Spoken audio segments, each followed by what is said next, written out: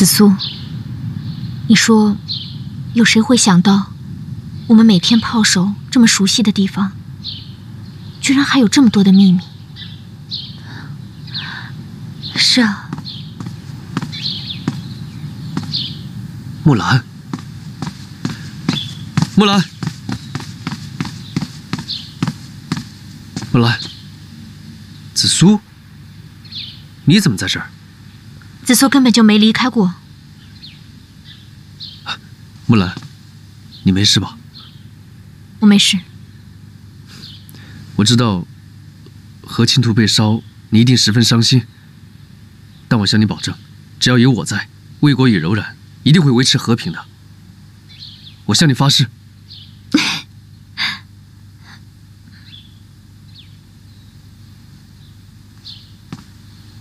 墨江，你瞒了我一件事，我也瞒了你一件事。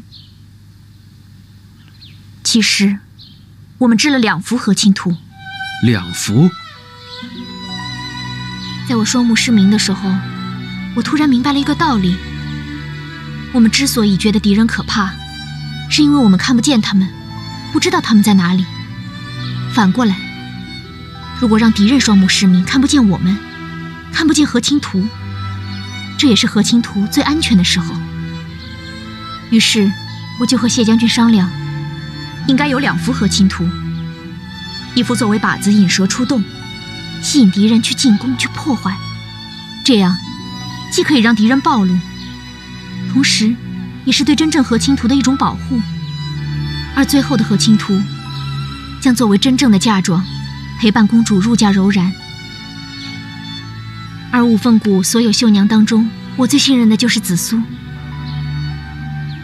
我每天去换花院，其实是去织第2幅和亲图的。木兰，我来五凤谷之后，你所做的一切，让我对魏国有了新的认识。你真是让我刮目相看。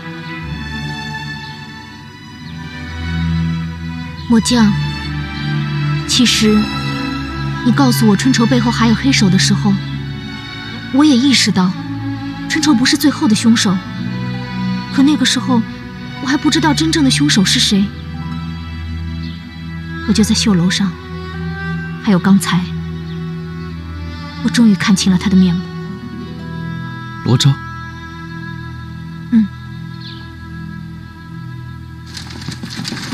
将军，这是在他身上和药房搜到的。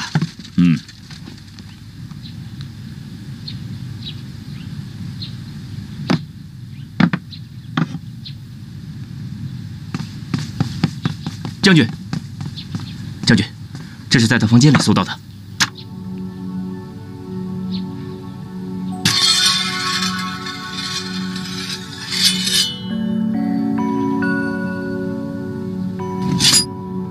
封存。是。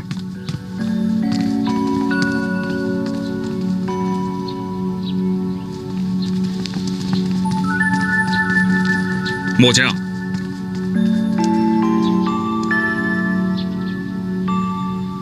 一切都已真相大白。现在你总该告诉我你的真实身份了吧？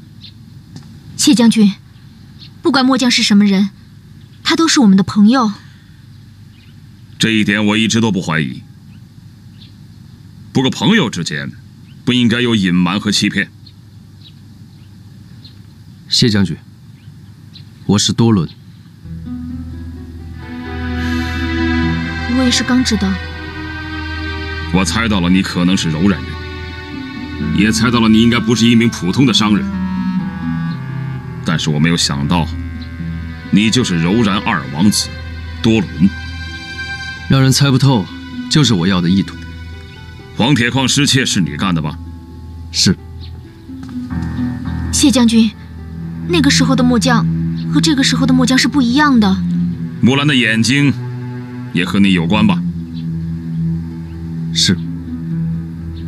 我的手下为了要救我，才毒瞎了木兰的双眼。你返回柔然，是为木兰取解药？是。有一点我不明白，罗昭说毒烟来自高车，他是搞错了，还是有意替你隐瞒？他知道我是柔然人，他以为我和他是同伙，所以刻意替我隐瞒。那你呢？我也是从那个时候开始怀疑罗昭的意图。我很想找证据，证明他是幕后真正的黑手。但我与木兰走得太近，他不敢信任我，所以我到现在还没有抓到他真正的把柄。你到五凤谷来，究竟是为了什么？不管我的初衷是为了什么，现在我是为了和平。我一直以为，我与多伦的第一次见面应该是在战场上，彼此拼得你死我活。为此我还做了很多的准备，但是没想到，我们是这样交的手。有的交手是用刀，有的交手是用智慧。你不觉得后者更有意思吗？不管是用刀还是用智慧，都需要勇气。你以王子之尊潜伏于五凤谷，这一点让我佩服。谢将军智勇双全，面冷心热，仁义天下，我也很欣赏。若是换一个时日，我一定大礼恭迎多伦王子。不过现在魏国与柔然关系微妙，我实在是不知道应该如何对待于你。既然谢将军已经为战争做了准备，你大可以把我当成柔然的探子，抓起来。对待柔然探子，我向来是杀无赦。谢将军，末将他是真心希望魏国和柔然交好，而且他为了这个目的做了很多事。还有昨天晚上在绣楼上，如果没有末将，我早已经被烧死了。还有，末将，我一直怀疑你的身份，但是你的所作所为让我感到了善意，不然我早就把你关入大牢，砍你脑袋。将军手下留情，我很感激。我的任务是督造和亲图，目的是促进柔然与魏国交好。如果把一个爱好和平的王子关入大牢，实在是有违和亲图的本意，更让那些期盼战争的人拍手称快。不过多伦你欺骗在先，谢某却不能轻饶于你。久闻柔然二王子多伦武功高强，英勇善战，谢某今日要见识一下。谢将军，不必了吧？谢将军，有这个必要吗？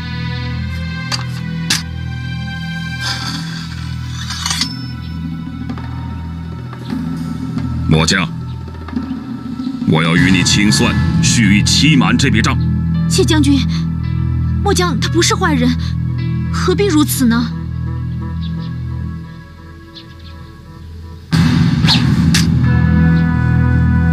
木兰，谢将军是想了结我和他的私人恩怨。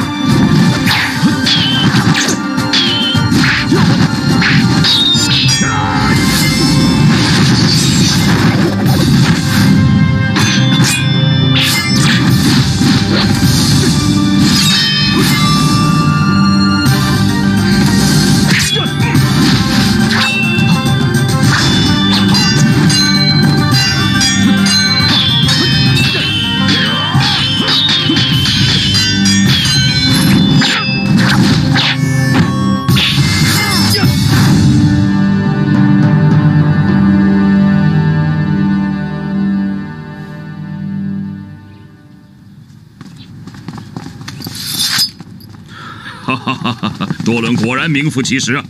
威远将军也绝非浪得虚名。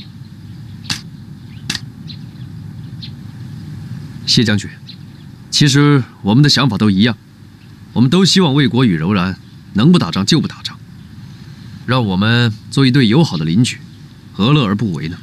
彼此彼此，我会把你的想法向皇上禀报，也希望你回柔然之后，能把我们魏国人的期望告诉你的父汗。我一定会的。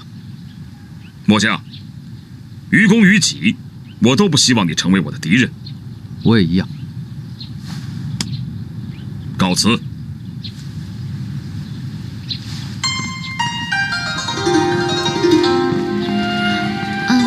那我也走了，多伦王子，走了。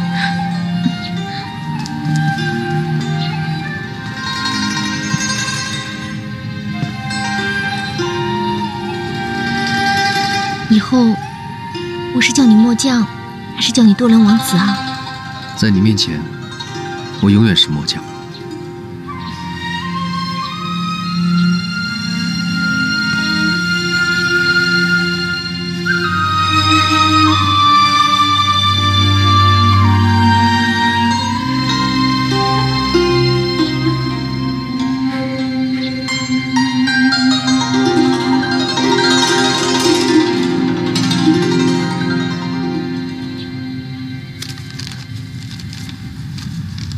经查实，15年前，清河王拓跋绍以戴罪之身逃脱，辗转2年后，携部下来到五凤谷，并以医师身份潜藏下来，改名罗昭，并开医馆名天星堂。先帝驾崩之后，拓跋绍以为时机成熟，蠢蠢欲动，以破坏和亲图、挑起魏国与柔然的战争为目的，在五凤谷连犯命案，制造恐怖。然天网恢恢，疏而不漏，拓跋绍之倒行逆施，终究暴露天下。日前，拓跋绍已经畏罪自杀，实乃人心大坏。臣拟验明正身，特快马传报，并政务数件，密呈圣上。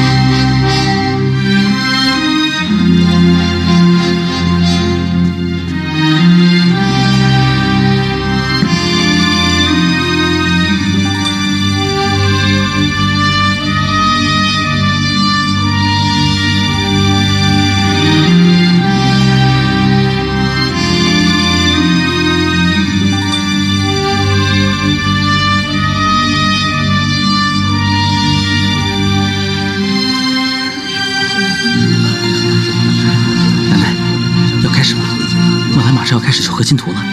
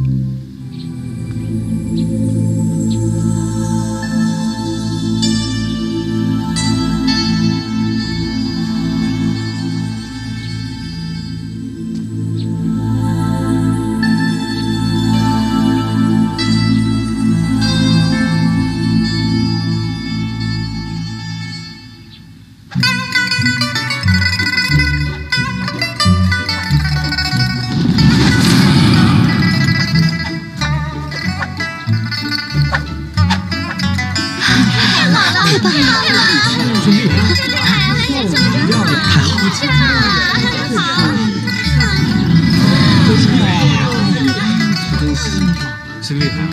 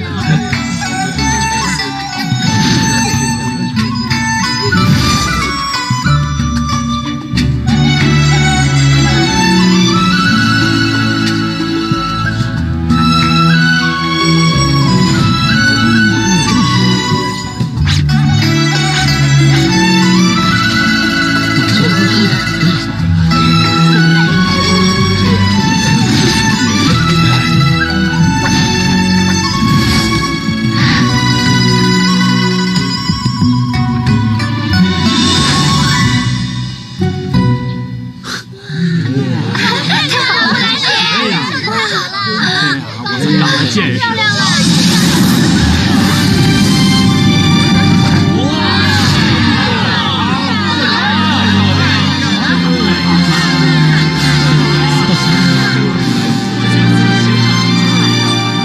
老先生，请。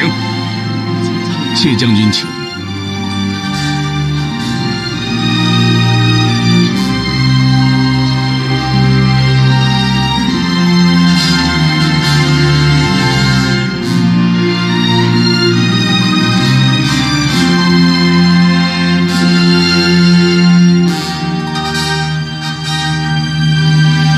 老先生，请品评。谢将军。能够见识到如此佳作，老夫我真是不枉此生。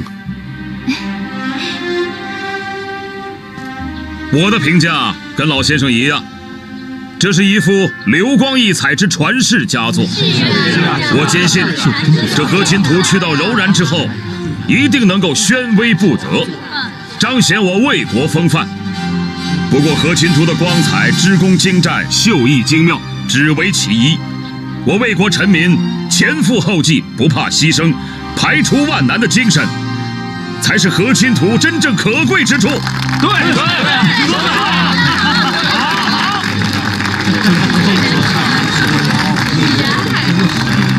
今日我们特地在这里见证最后的连缀，就是为了提醒大家，不要忘了，所有为了和亲图，为了柔然与魏国的和平的人人志士。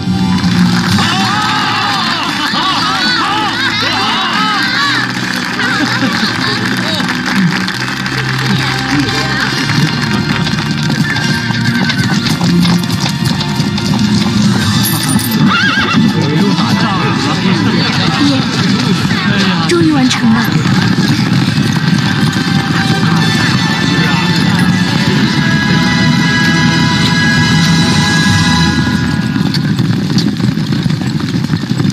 爹，咱们回家吧。和亲图终于大功告成了。是啊，伙计啊，你也来了。好，我先走了。如果你有空，就到家里来。好。爹，谢将军亲自护送和亲图去平城。是啊，只有这样，他才能放心，我们五凤谷人也才放心。也是。走吧。对我而言，喜欢就是喜欢，爱就是爱。你所担心的，我一点都不在意。我唯一在乎的是，你是否也是真心的。可你的家人和你想法一样吗？我可以说服他们。告诉我，你愿意吗？你不是说过，在你们草原上，一个女孩如果上了男孩的马，那她的心就属于那个男孩了。你放我下来！放我下来！木兰答应我了。你快放我下来！放我下来！放我下来！木兰答应我了。放我下来！木兰，你不在乎我是柔然人，对不对？连我们的公主都可以嫁给柔然王子，何况……放我下来！我有个想法。什么想法？木兰，我们很快就会再见面。你会很快回来吗？不是，当我们见面之后，就将永远不会再分开。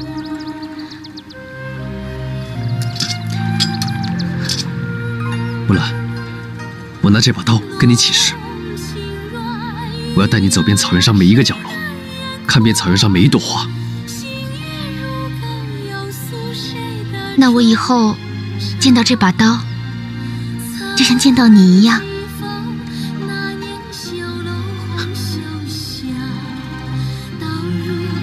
好好照顾自己。你也是。那我走了。路上小心。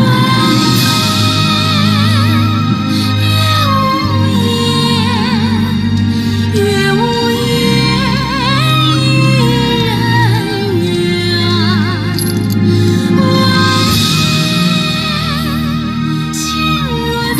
来。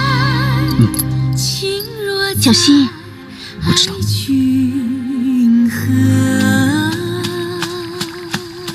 这。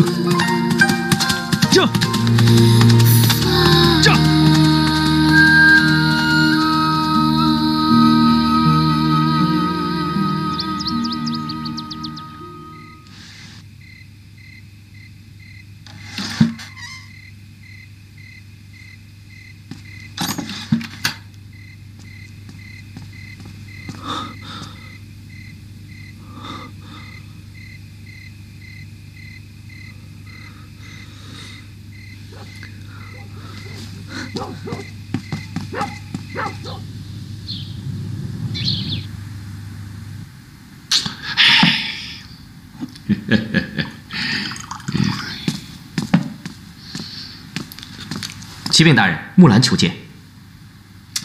请吧，请吧。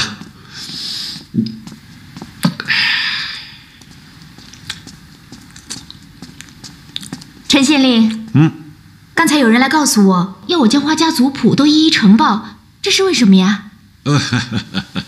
这是谢将军临走前交代下来的事情。谢将军，要你们花家的祖宗八代的族谱，我是10年前才到五凤谷的，不清楚情况，还是你去报一报吧。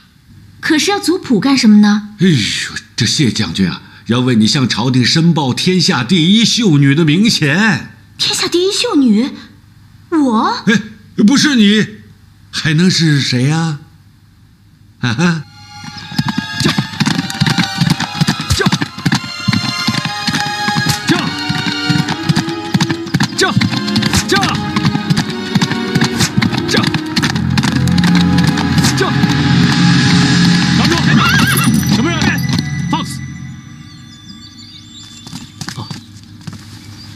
多伦殿下，庆恕小兵有眼无珠。你是谁的部下？我叫吴洛侯，是吴体殿下的侍卫长。你们在这做什么？哦，多伦殿下有所不知，今天可汗和吴体殿下在此狩猎，我们在此守卫。在哪里？东北方向5里外。那丞相呢？可汗、丞相和吴体殿下都在。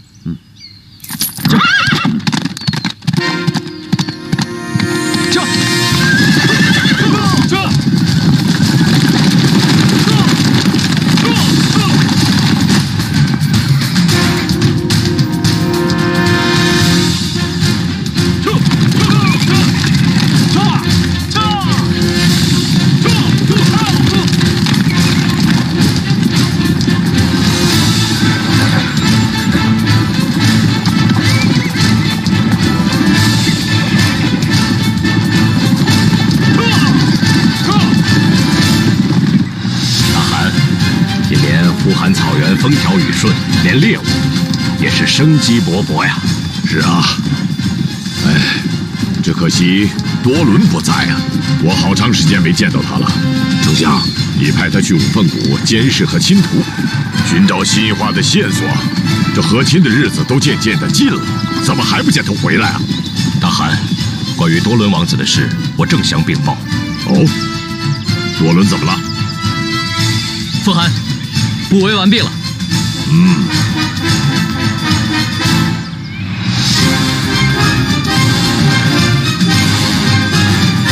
今日围猎，本汗一来要考教一下你们的功夫，经过一个冬天，是长进了还是给我撂下了？二来，我要让各位知道，我们柔然人是马上的民族，全靠弓箭，在这草原上找到了生存之道。而要想柔然发展壮大，还是得靠弓箭。是。前面就是呼韩草原，都给我放开膀子，谁打的猎物最多，本汗重重有赏。好。啊！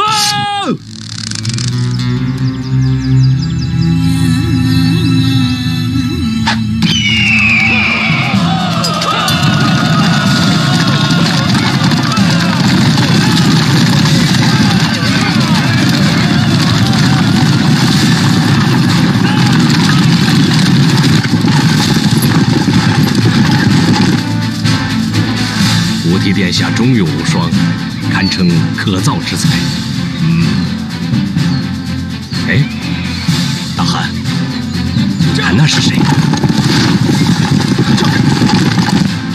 啊哈哈哈哈哈！我的多伦回来了，果然是他。这骑马的姿势啊，一看就是他。哈哈哈哈哈！这。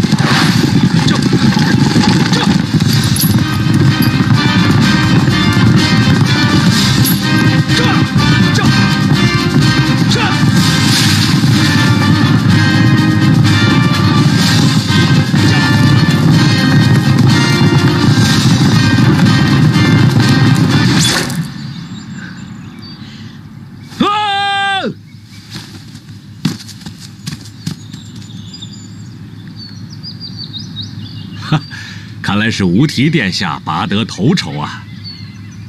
我看到是多伦抢先一步啊！多伦殿下本来是占尽先机，可是他一念之仁，失去机会了。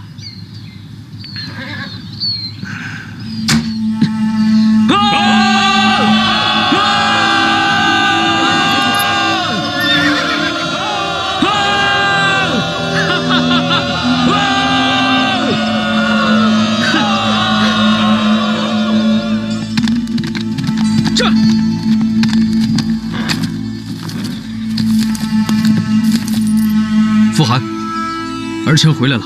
多伦啊，你可回来了，让我好好的看看你。傅寒，儿臣此次前去五凤谷，无功而返，有负王命，请傅寒和丞相责罚。多伦殿下，你一个人回来的吗？是。你不是要把辛夷花背后之人带回来吗？我本来是准备将他一起带回柔然的，但在我出发之前，他已经自杀身亡。自杀身亡？为什么？因为他所有计划都失败了，他的身份也暴露于天下。你早就知道他的身份，那为什么不早点把他带回来呢？我虽然早知道他是谁，但他并不信任我。为什么？他是魏国的侵犯，能够在五凤谷潜藏15年之久而不被发现，你可以想象他有多么的小心，多么慎重。哪怕只有一丝怀疑，他都会关上大门。他为什么要怀疑你？因为我改变了我的初衷，开始保护何亲图。那何亲图呢？何亲图已制造成功，不久之后将随公主入嫁柔然。多伦，难道你不知道吗？魏国用欺诈的手段骗我和亲，如果能将何亲图毁掉，也就粉碎了魏国的阴谋。傅寒，儿臣非常清楚，和亲是魏国的权宜之计，但经儿臣深思熟虑之后，认为和亲对柔然更为有利。胡说！魏国拓跋焘基业未稳，而我们柔然兵强马壮，和亲显然是对魏国有利。如果目前开战，对柔然的确有利，但若长远来看，和亲才是我们柔然的生存之道。多伦，如果我们今天不能灭掉魏国，那明天就会被魏国灭掉。这就像草原上的猎狼，如果他不能成为你的猎物，你就会成为他的食物。傅寒，其实无论柔然人还是魏国人，本来都不是狼，是战争把羊都变成了狼。这就是我要说的，柔然与魏国为何非要打仗？为何非要拼个你死我活不可呢？哼！多伦，我对你实在太失望了。丞相，请你三思。好了，都不要再争了。今天咱们出来是围猎的，其他事情回可汗王庭再商量。是，傅寒。谢将军。木兰，你怎么找到这儿来了？我一到平城就向人打听你谢大将军的住所，你威远将军的大名还真是无人不知无人不晓啊！我很快就找到了。找我一定有事吧？谢将军，我听说你要向朝廷为我申报天下第一秀女的头衔。是啊，奏折我都已经写好，明天一早便呈给皇上。这身子是一日不如一日了，乌提多伦都是王子，丞相，你觉得谁能当此大任呢？好，大汗，若论长幼尊卑之序，该当立大王子无题为继承人。丞相，前日围猎，无题的武艺和马术比多伦较为逊色，明明的本路是多伦射杀在先，吴提却将猎物占为己有。若论忠勇仁义信，吴提有所欠缺；若论忠勇仁义，多伦殿下当然是不二人选。但是害了多伦王子的，就是仁义这2个字。哦，此话怎讲？多伦王子他做事的手段向来都不够狠，这是为人君者的大忌。我是怕他对魏国一厢情愿，会葬送柔然的大好江山。大汗，因为多伦的误事，所以和亲图已经顺利织造完毕。过几天，魏国公主就将带着和亲图前来和亲。是和是战，我们要早做决定。战，当然要战。战，就要有战的对策。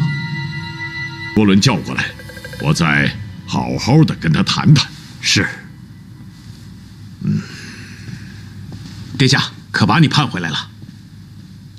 听说你为了我还被丞相关了几天啊？这个不算什么，丞相把我关了几天，等气消了就把我放出来了。他们也知道我是多伦殿下的人，所以不敢把我如何。唉，看来我和丞相之间的隔阂越来越大了。那也不一定。自从你走以后，这贺红小姐问你什么时候回来，一天问好几次。啊？多伦，多伦，你真的回来啦？贺红小姐，有事吗？那个五凤谷不是千好万好吗？你回来干嘛？想我啦？贺红，我刚回来，很忙，还有很多公事要处理，对不对？啊，对。要不你先回去吧。哎呀，我不回去，我还有账跟你算呢。多伦殿下，大汗传令，请您马上去汉帐。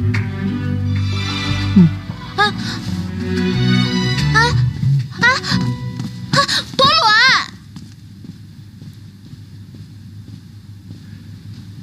傅寒，丞相，王子殿下。多伦，魏国公主带着和亲图就要入嫁柔然了。傅寒，公主前来和亲，这可是好事。但我与丞相已决议，不能让这和亲继续。所得其实非常有限。傅寒，为何我们不能放弃战争，转而学习中原的文明，让我们柔然真正的强大起来呢？丞相，我觉得多伦的话似乎有几分道理啊。是，多伦王子说的的确有道理，但是鲜卑拓跋他有今日的疆土，也是依靠战争得来的。丞相，建业需要鲜血与讨伐，而强盛不能依靠战争。大汗，这仗我们不打，魏国人也要打，不如我们先发制人。傅寒，据儿臣所知，魏国朝野上下人心所向和平。好了，你们都别说了，让我好好想想吧。傅寒，儿臣还有一个要求。你说。儿臣一心仰慕中原的丝绸文化，能否要求魏国将那织造和亲图的天下第一秀女嫁入柔然？如果魏国首肯，请傅寒同意我娶这女子为妻。多伦，你真的喜欢那个女子？傅寒刻骨铭心。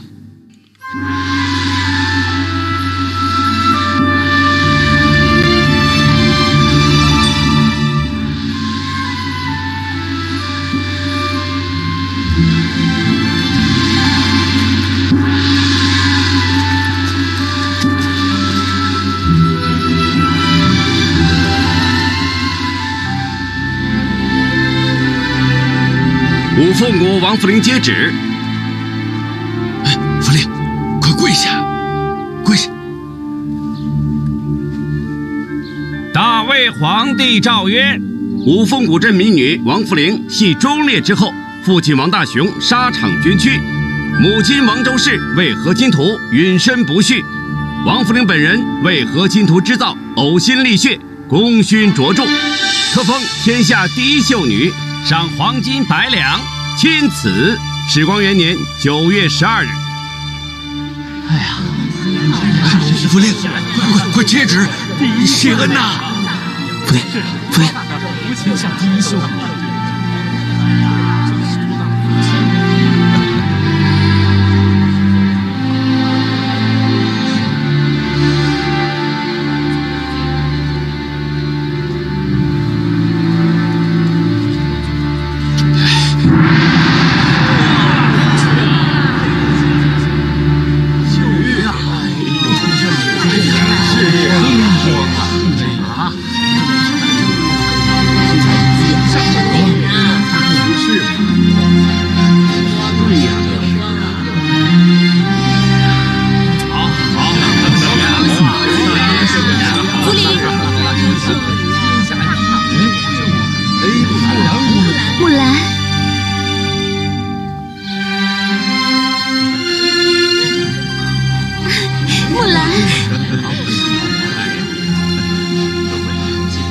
福临，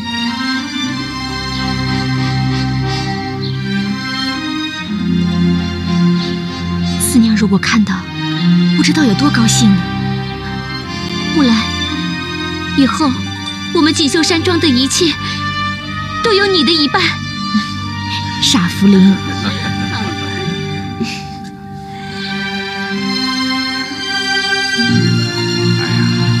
福临姑娘真是好样的啊！哎呀，大家都是木兰，谢谢你啊！干嘛谢我呀？好久没见福临这么开心了。是啊，我知道，这些都是你让着他的。主子，福临没了爹，又没了娘，以后你要多照顾他。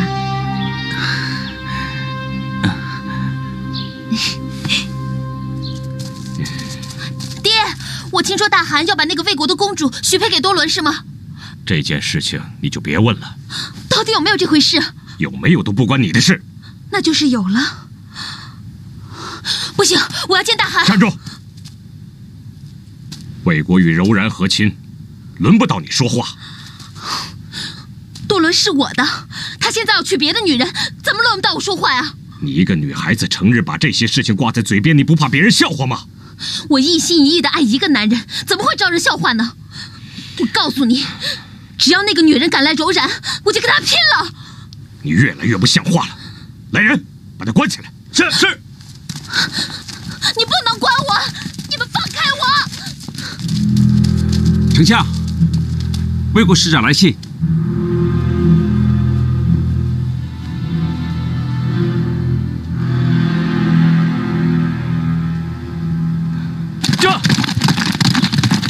圣旨到！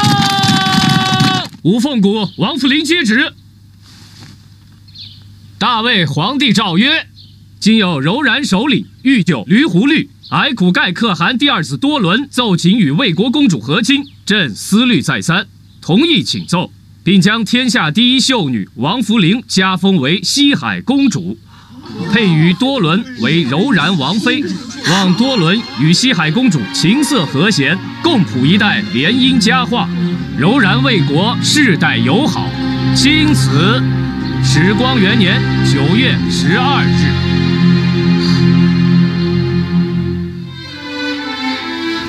谢主隆恩。福临，恭喜你啦！恭喜你！恭喜你！恭喜你！好呀！是啊，真好，太好了，太好了！哎，五凤谷终于也出了公主了啊！我有个想法。什么想法？木兰，我们很快就会再见面。你会很快回来吗？不是，当我们见面之后，就将永远不会再分开。多伦，这就是你的计划。木兰，皇上要把我嫁给谁？柔然的二王子多伦。多伦是谁呀？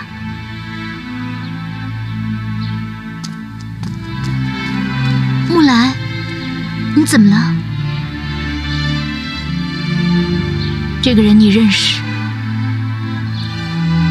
他还有另外一个名字，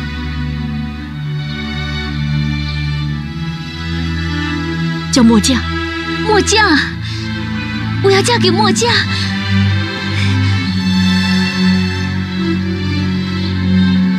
那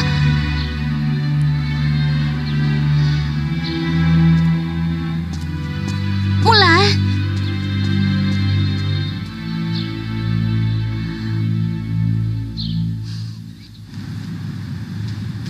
魏国已经同意将天下第一秀女封为西海公主，嫁给多伦，过2天就启程了。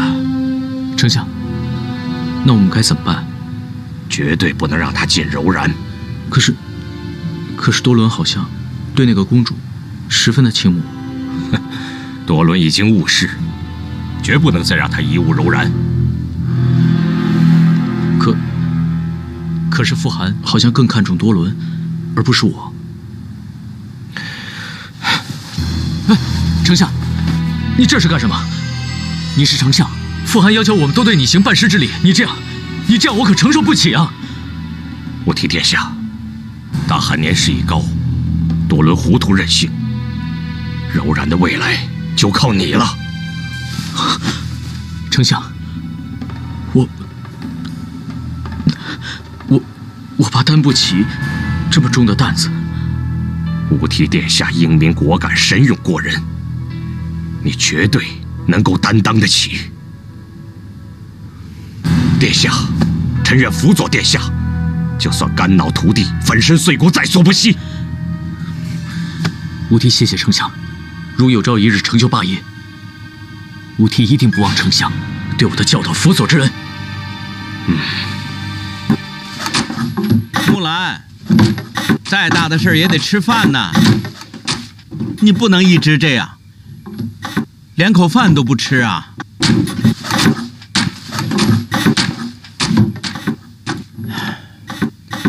你自己说的，你最大的愿望就是和亲图能知道成功，我们魏国的公主能和柔然的王子成婚，这样天下老百姓就能过上太平的日子。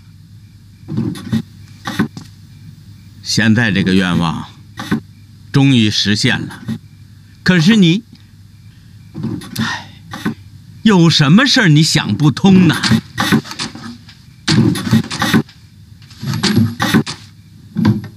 木兰，你这样让爹很伤心。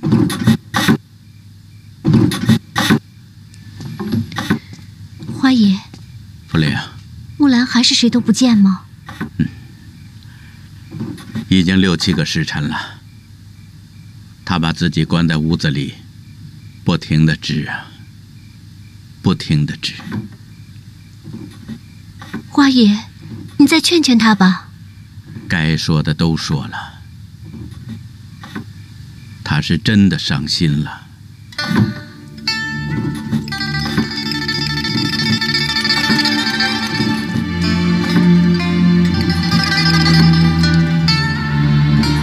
木兰，我是福灵，求求你，开门吧，跟我说说话吧。你是我最好最亲的姐姐，你这样不理我，我心里真的好难受。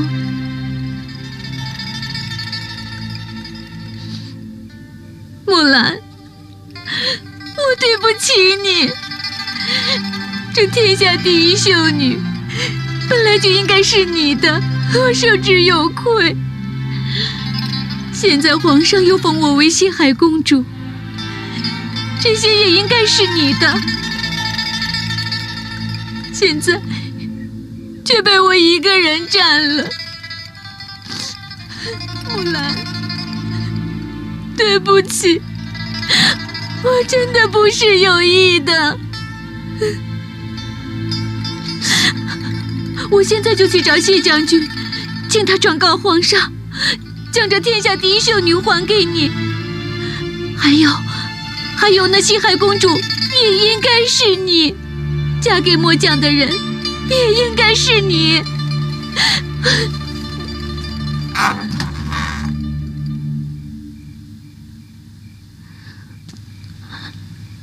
木兰，皇上封的天下第一秀女，怎么能说改就改呢？西海公主今天是一个人，明天又是另外一个人，改来改去，还不给那些居心叵测的人留下口实。可是，福临，我已经想好了，不管是末将，还是天下第一秀女，你就都安心接受吧。木兰，难道你舍得末将？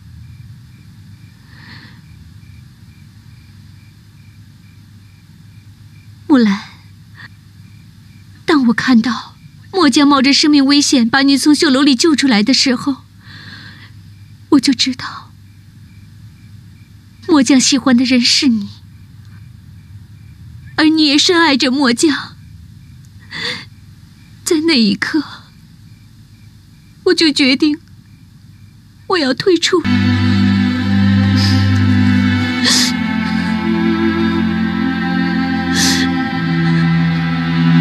我对不起你，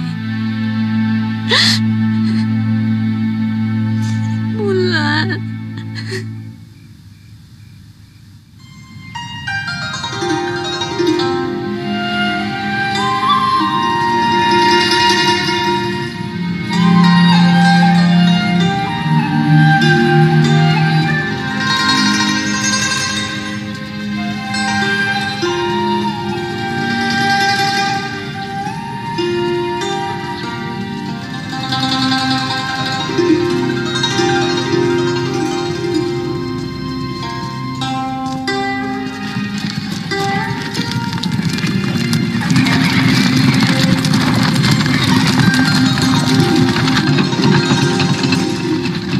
殿下，殿下，有好消息了！快说。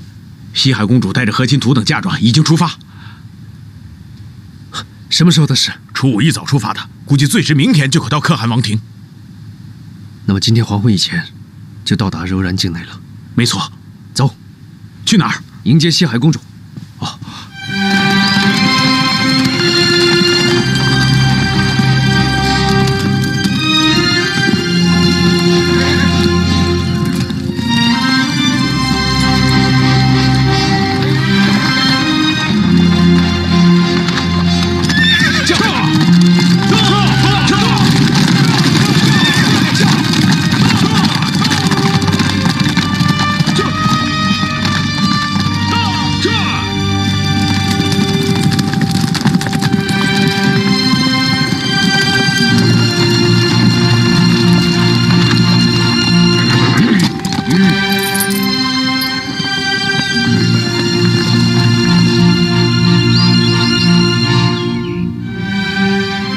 殿下，过了前门的隘口，就是魏国了。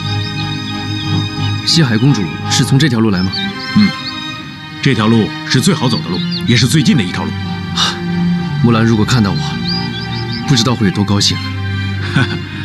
她怎么也想不到殿下会提前来接她。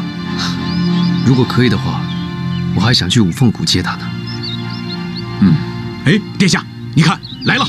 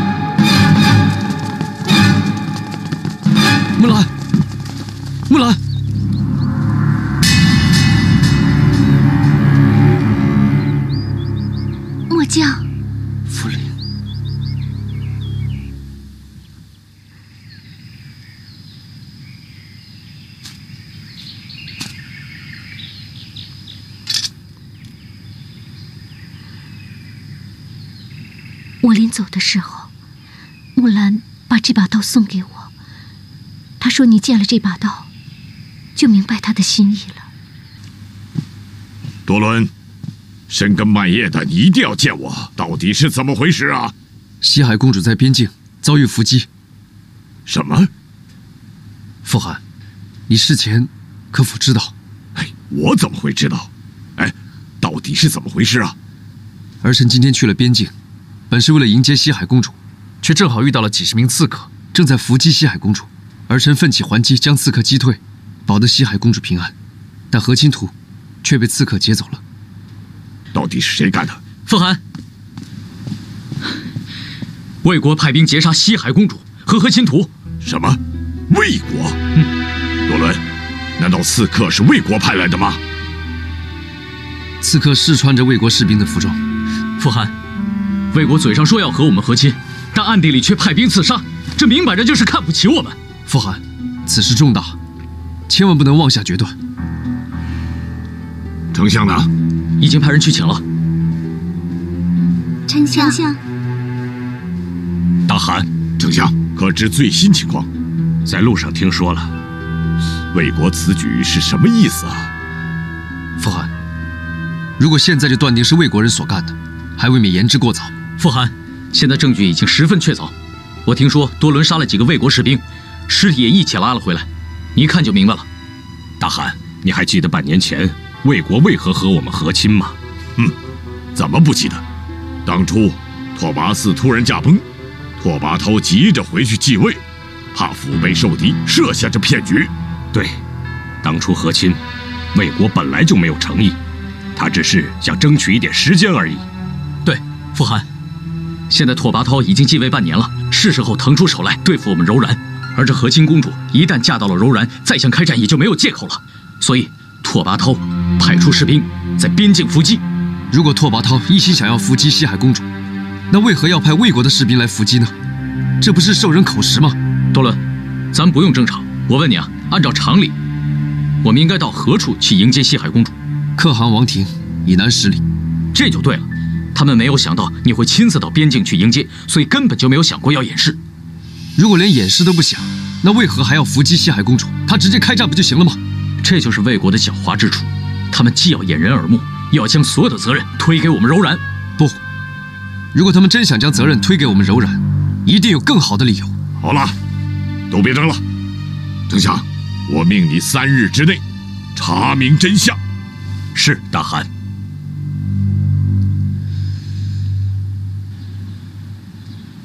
皇上，臣连夜彻查，现在可以肯定，伏击西海公主的绝对不是魏国士兵。依你之见，是何人所为？臣首先怀疑的还是柔然。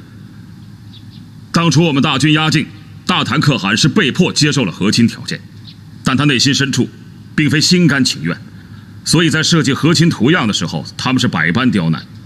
而且在制造和亲图的时候，他们先后派出几批人马潜入五凤谷，企图破坏和亲图的织造进程。崔丞相，你以为呢？谢将军言之有理呀，想那柔然几代可汗无不对我中原虎视眈眈，况且对魏国不怀好意的人，并非是柔然一家。还有谁？刺客此举目的非常明确，就是期待着我们与柔然开战，而且从中想做渔翁之利的大有人在呀。你是指南方的刘宋？西边的吐谷浑，东北的契丹，个个都对我们不怀好意。而且皇上就在我们魏国内部，虽说清除了清河王拓跋绍这一心腹大患，但是一旦局势动荡，难保皇上身边不会再出现一个拓跋绍啊！我们要小心了。看来现在确实不是打仗的好时机呀。是，就魏国目前的情况来看，这仗不打，尽量不打。如果一定要打的话，那能完打就尽量完打。不管这刺客是谁派来的，我们首先要表明我们的立场。传我口谕，马上派特使前往柔然，向柔然再次表示我们对和亲的诚意。是。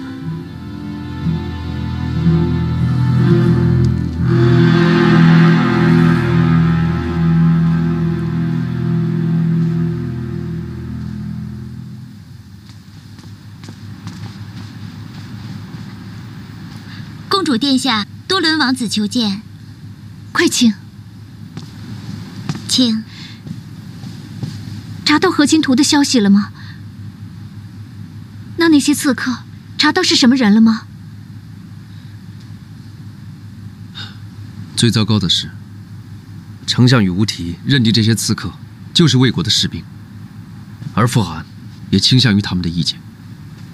这不可能！傅令，我来见你，就是想再确认一次，魏国派你来和亲，究竟是什么目的？和一家，亲柔手足，这就是目的啊！但傅寒认定，和亲是你们的缓兵之计，又怎会是缓兵之计呢？是，我也是这么认为的。如果魏国与柔然开战，对双方都不会有益处。凭借我对谢启辰、崔浩、拓跋焘的了解，他们不应该出此下策。所以那些刺客一定不是魏国人，一定是有人假扮的。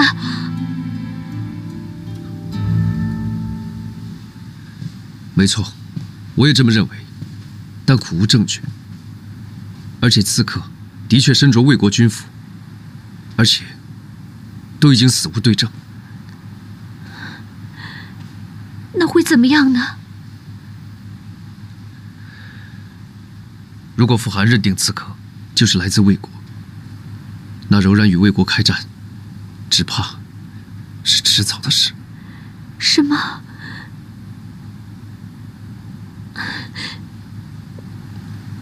那我该怎么办？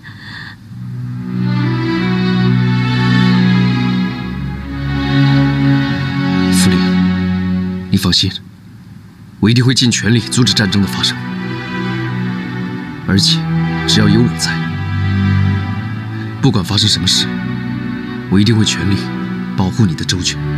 谢谢你，末将。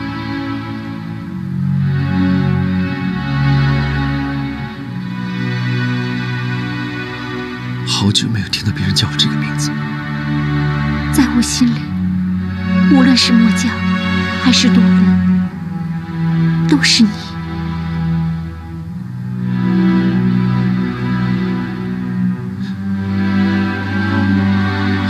傅令，这2天可能会比较乱，你也别到处乱走。一有任何消息，我会立刻告诉你。我知道。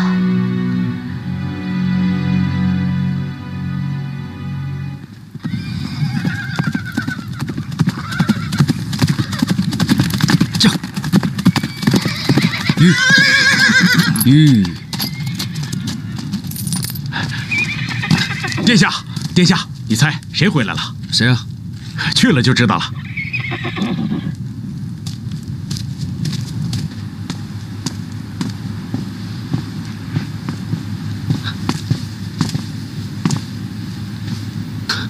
夺素风，殿下。哎呀，终于见到你了，想死我了！你什么时候回来的？刚到。哦，去司礼藩那报道了吗？嗨，我可顾不上那些，我一心只想着殿下，就直接奔这儿来了。你看起来还一样精神抖擞的样子，是吗？哎，殿下，你倒看起来憔悴了许多，那是……没事，来喝2杯吧。西域如何？哎呀，还能如何？羊皮件衣裳就能冒充人了。那些胆小鬼怕你怕得要死。多伦殿下人虽走了，但威名尚在。那些回合他们可不敢轻举妄动啊。哦，那你岂不是很失望？嗨，别提了。他们现在见到咱们的旗帜啊，跑得可比那兔子还快啊！哎，弄得我呀，每天是无仗可打，无事可做，确实把我给闷坏了。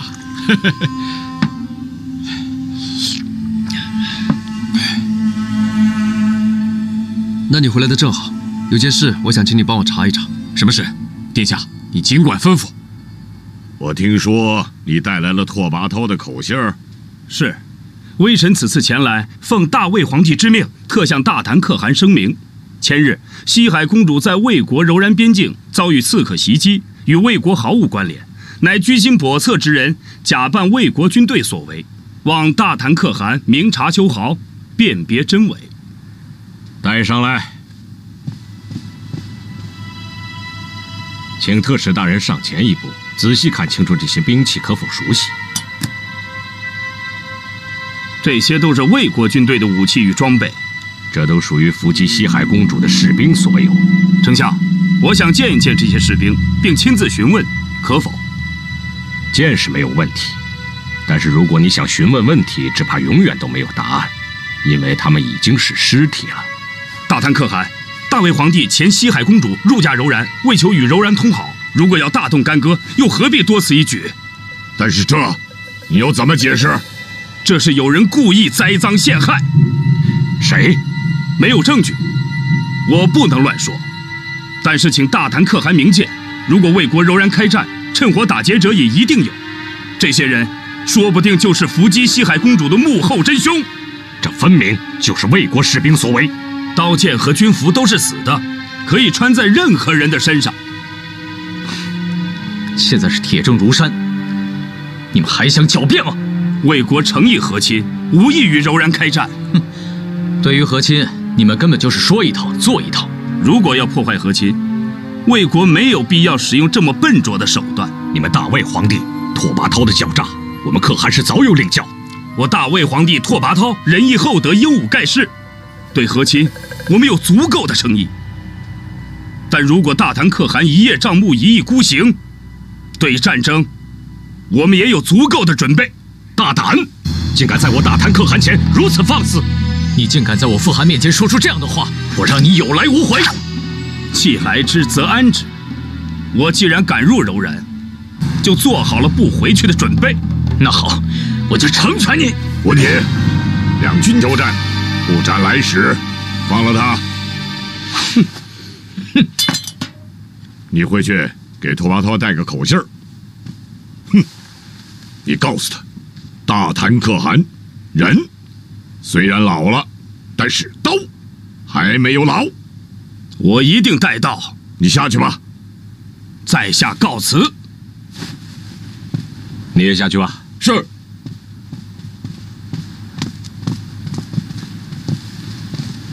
多伦，是。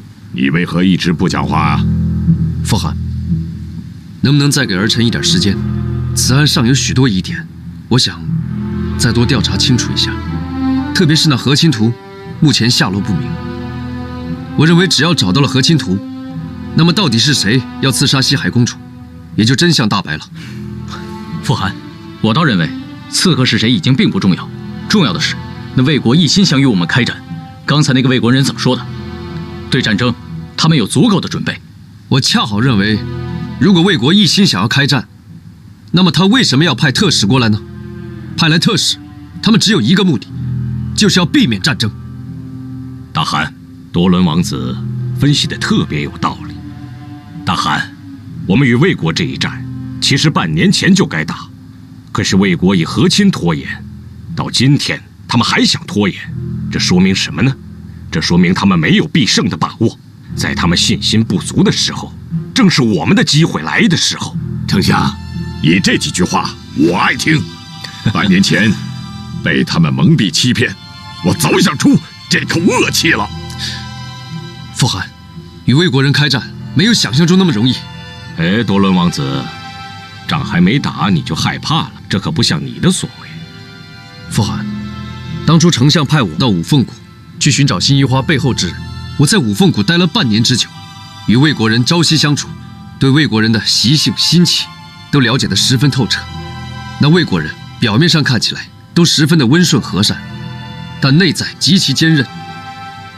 他们能够织绣出世上最绚丽的丝绸，但在必要的时候，他们也能够持刀舞剑，与敌人拼个你死我活。柔然铁蹄，刚勇无双，天下人闻之丧胆。区区魏国，无足惧。